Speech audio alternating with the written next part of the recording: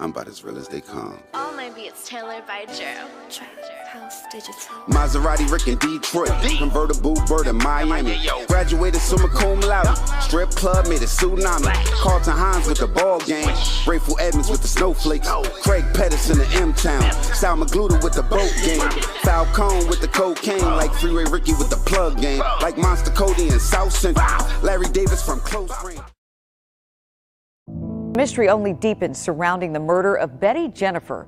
Police in Greenbelt now confirm Jenifer was married to two men at the same time. One, an actor from Ghana, the other, a Baltimore drug kingpin serving prison time.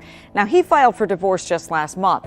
A gunman chased Jenifer last Friday afternoon as she walked from work to a parking lot and shot her. The DEA says the drug kingpin 2 years ago used this warehouse in West Baltimore as a cocaine distribution center. We just figured it out, and they were creatures of habit. Workers at this warehouse now say the dealers used the parking lot.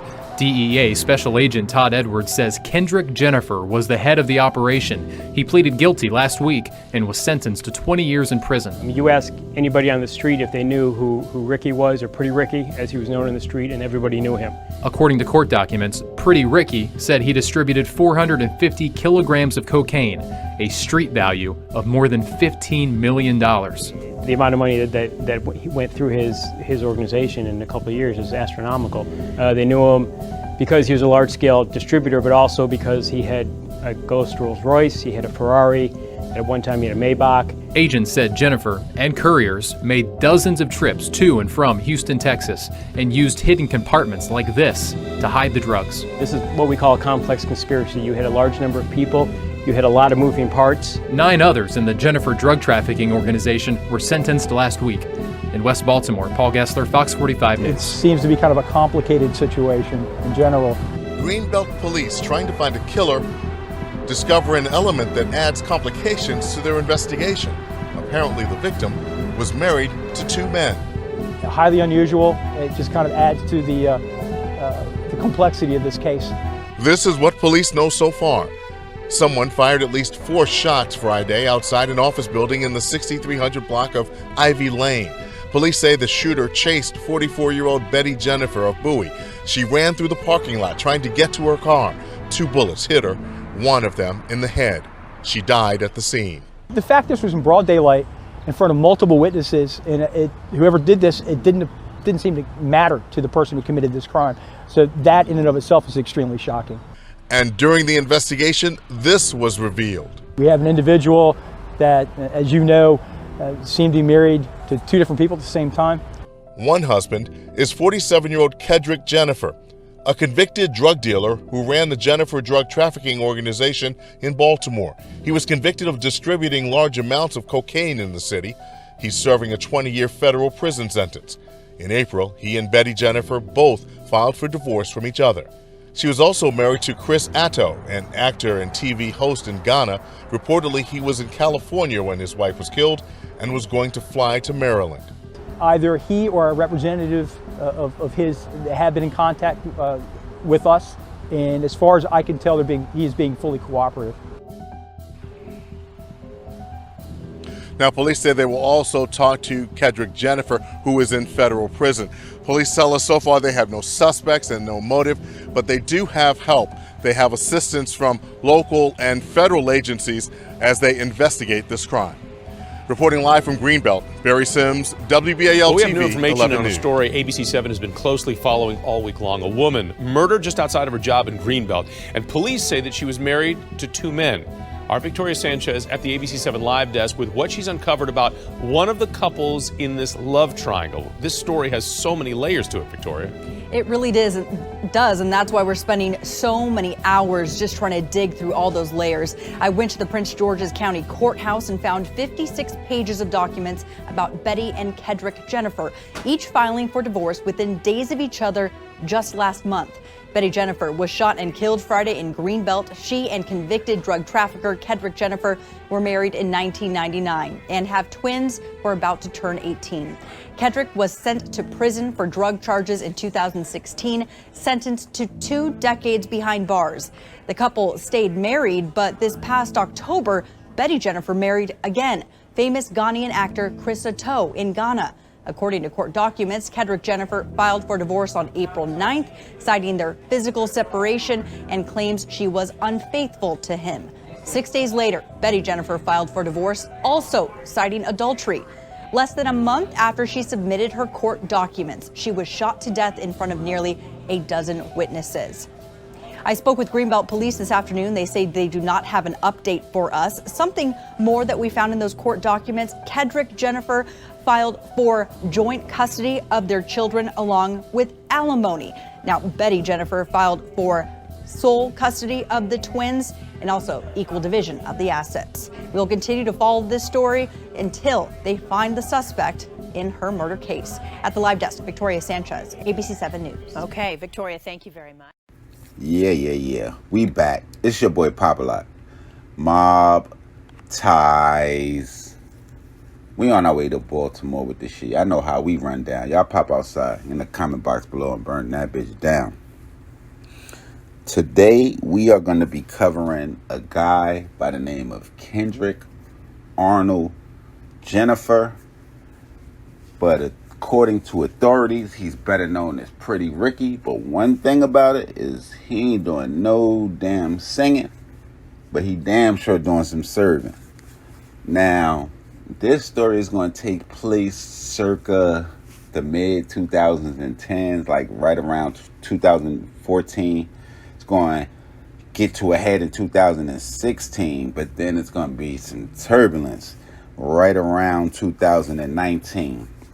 Now, according to plea agreements and court documents from September 2012 until his arrest in 2014, Kedrick Jenifer was the head of the drug trafficking organization. He directed the collection and transportation of money from Baltimore to Houston, Texas.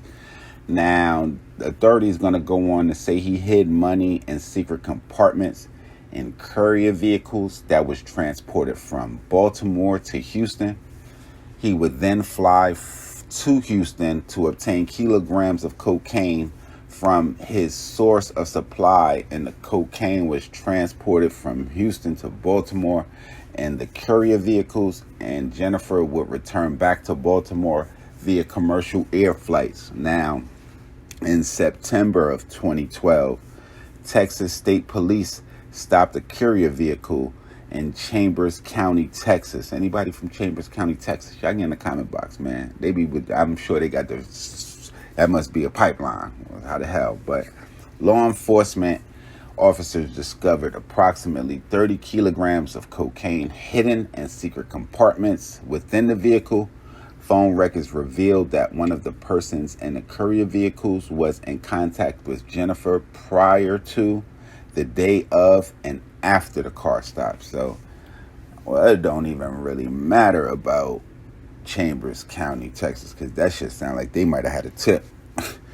But in July 2013, another courier vehicle loaded on a car carrier at Jenifer's direction was intercepted in Arkansas. The vehicle contained approximately 23 kilograms of cocaine, and those were also hidden in a secret compartment. Now, between August 2013 and October of 2014, authorities are going to claim that Jenifer directed approximately 30 shipments of cocaine concealed in secret compartments in the courier vehicles. After a courier vehicle would return to Baltimore from Houston, Jenifer was seen operating the hidden compartments in the courier vehicles and supplying other members of his drug trafficking organization with cocaine at their distribution location and at RCH Plaza in West Baltimore. Now, anybody familiar with RCH Plaza? Yeah, we need y'all in the comment box below. We need some more information. What's that? What's the projects? That just sound like some high-end type shit. But Jenifer and other members of his drug trafficking organization also made approximately 16 trips to Woodbridge. Shout out to Woodbridge, Virginia, to deliver kilograms of cocaine to another co-defendant by the name of Thomas Simmons. Now, on October 9, 2014, approximately 27 kilograms of cocaine was seized from one of Jenifer's drug trafficking organization's courier vehicles. Now, they're going to say Jenifer agreed and confessed to the authorities that he was responsible for the distribution of no less than 450 kilograms of cocaine, and that was just in between August of 2013 to October in 2014. So he was dropping a 50 piece almost every month or more, at least. But now, according to previously filed court documents, that's prior to the indictment, Jenifer was said to own World Fed Apparel Incorporated, a clothing line in Baltimore. Jenifer was also the co-owner of Flavor Factory LLC, which is believed to be ice cream franchise that he owns in Baltimore. Now, at the time of his arrest, the government seized, amongst other things, a 2013 Rolls-Royce Ghost that was valued at $296,000, a 2014 Ferrari 458 Italia valued at $271,000, and also other high-end vehicles that was owned by Jenifer, large sums of money from his residence as well as other locations.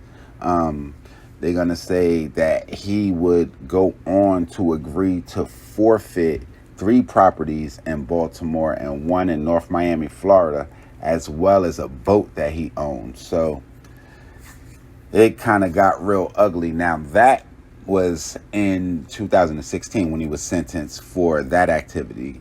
Lo and behold, in 2019 is going to be a situation where his wife, who he was married to at the time of his conviction, would go on to marry a Nigerian TV star / movie star. In the midst of that, Kedrick Jenifer, from behind bars while serving a 20-year sentence, because he was given 20 years by the federal government, he would go on to file for divorce. A month after he filed for divorce, his wife was killed in Greenbelt, Maryland. Now, as far as the information on that, looks like authorities are still investigating it, because I couldn't come across anything more recent than the date that it happened. But we gonna keep our eyes open and tuned on this shit. Y'all already know what to do. Y'all get in the comment box below. Y'all make sure y'all hit that bell right under this video to subscribe. Y'all know when this real Trill Spill shit is dropping. And you already know how I'm rocking, man. Make sure y'all follow me on Instagram, on Twitter, POP_A_LOT. And I'm going to be back with some more real Trill Spill shit. And you already know how we rocking, what it is. It's the Mobb. Mobb ties.